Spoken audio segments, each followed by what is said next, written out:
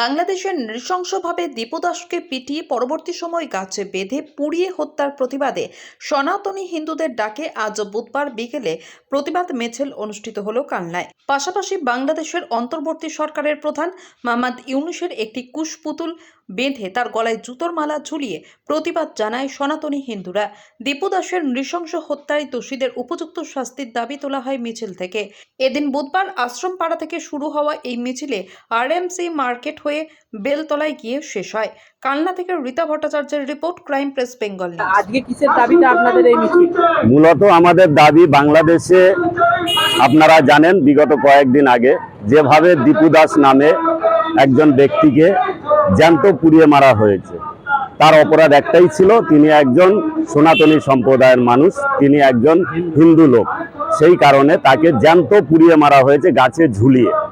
মূলত এই নিয়ে আমরা বাংলাদেশের মৌলবাদী জঙ্গি সংগঠনের যে ইউনূস সরকার, তাকে আমরা হুঁশিয়ারি দিতে চাই যে আপনারা এই ভারত বিদ্বেষী যে কথাবার্তা, হিন্দুদের ওপর যেভাবে অন্যায় অত্যাচার হচ্ছে, তার প্রতিবাদে আমরা বাংলাদেশ সরকারকে ধিক্কার জানাই।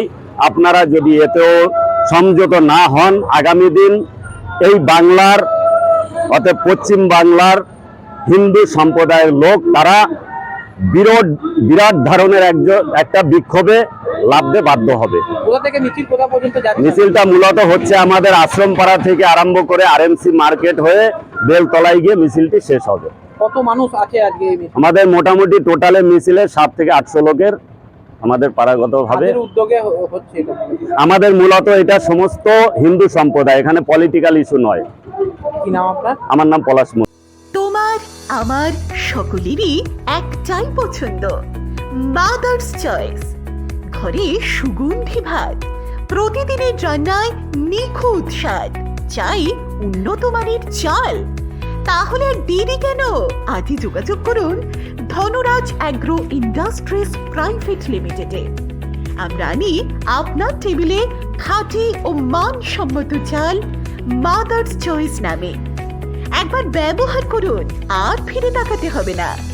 বিশ্বাসী গোড়া, গুণগত মানে সেরা।